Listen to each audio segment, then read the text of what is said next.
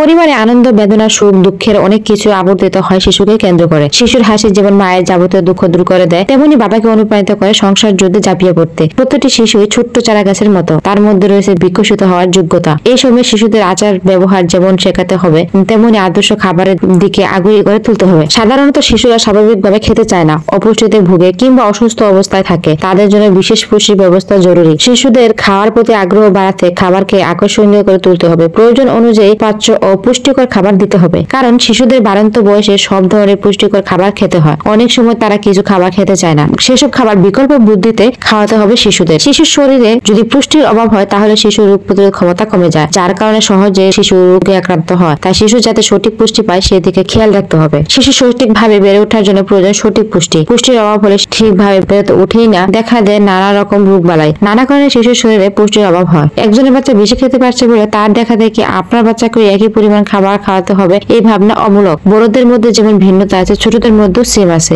যদি বাচ্চা একেবারেই কম খায়, সেক্ষেত্রে কিছুক্ষণ পর পর পুষ্টিকর খাবার খাওয়ানোর চেষ্টা করতে হবে। আসসালামু আলাইকুম, হ্যালো গাইস, সবাই কেমন আছেন? বাচ্চাদের পুষ্টিকর নতুন আরেকটা ভিডিও নিয়ে আপনাদের মাঝে হাজির হলাম। একটা মাই অনেক চেষ্টা করে তার বাচ্চাকে খাওয়ানোর জন্য, কিন্তু বাচ্চাকে খাওয়ানোটা যে কি পরিমাণ পারে, যারা ছোট বাচ্চা আছে সেই সেটা ভালো করে জানে। সেম অবস্থা আমার মেয়ের অনেক পুষ্টিহীনতায় ভুগতেছে। আমার মেয়ের অনেক পুষ্টির অভাব, ভিটামিনের ঘাটতি আছে শরীরে। বাবা আসলে দুধ, ডিম, মাছ, মাংস, শাকসবজি ভাত কোনো কিছু খেতে চায় না নিজের ইচ্ছাতে। আমি জোর করে যতক্ষণ না খাবো সে এটা কখনোই খাবে না, জন্য শরীরে পুষ্টির ঘাটতি। আর ছোট থেকে সে বেস্ট মিল পানি, এই জন্য আরো একটা তার ঘাটতি ফিলাপ রয়েছে। এই জন্য আমি চেষ্টা করি আমার মেয়েকে একটু পুষ্টিকর খাবার দেওয়ার জন্য। আমি এখানে কয়েক প্রকারের বাদাম নিয়েছি, আর এই বাদামগুলো আমি সৌদি আরব থেকে নিয়ে আসলাম আসার সময়। এখানে সব ধরনের বাদাম মিক্স আছে, মিক্স বাদামটা আমি নিয়ে নিলাম। আর মিক্স বাদামের মধ্যে আছে কাজু বাদাম, কাঠবাদাম, পেস্তা বাদাম, আখবাদাম, চীনা বাদাম, কালো কিশমিশ আর সবুজ কিশমিশ। গুলো আমি সবকিছুকে ভালো করে ধুয়ে পরিষ্কার করে হালকা করে একটু ভেজে নিচ্ছি। বাদাম আসলে বাচ্চাদের অনেক ব্রেন ডেভেলপমেন্ট করে, আর বাচ্চাদের পুষ্টিতে অনেক ভরপুর করে। তাছাড়া দুধ তো সাথে আরো বেশি পুষ্টিকর।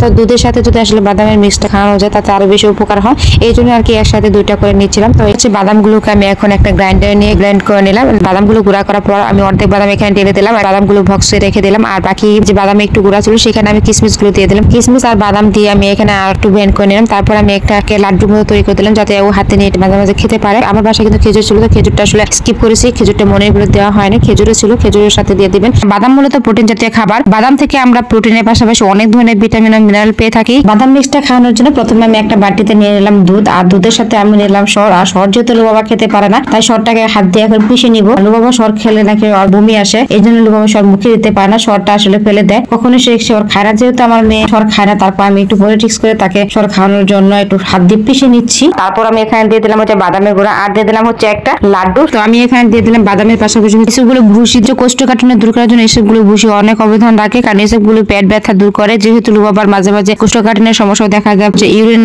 ইনফেকশন আছে, এই জন্য আসলে এসবগুলো ভুসিটা আমাকে মাঝে মাঝে ওকে দিতে হয়। আর দিয়ে দিলাম চিয়া সিড। চিয়া সিড হলো সারা পৃথিবীতে সুপার ফুড হিসেবে পরিচিত। চিয়া সিডে থাকে প্রচুর পরিমাণে fibre, protein, calcium, iron, zinc. এগুলো আসলে বাচ্চাকে মাঝে মাঝে খাওয়াতে হয়। চিয়া সিডটা আমি হাফ চামচ, আর এসবগুলো বসে এটা আমি হাফ চামচের মতো দিয়েছি। তো এগুলো দিয়ে আমি এটাকে মিশিয়ে নিলাম। এখন লোবাবাকে খাওয়াতে আমাকে যুদ্ধ করতে হবে। তো এখন গল্প বলে বলে লোবাবাকে এটা খাওয়াতে প্রায় মিনিমাম আমার আধা ঘন্টা উপরে চলে যাবে এই লোবাবাকে এই দুধের মিশ্রণটা খাওয়াতে। খাবার দাবার সব রেডি, আমি এখন এগুলো বক্সে করে আমার ফ্রিজে রেখে দেবো প্রায় এক সপ্তাহ মতো। আজকের মতো এই পর্যন্ত। সবাই ভালো থাকবে, সবার জন্য শুভকামনা। আল্লাহ হাফেজ।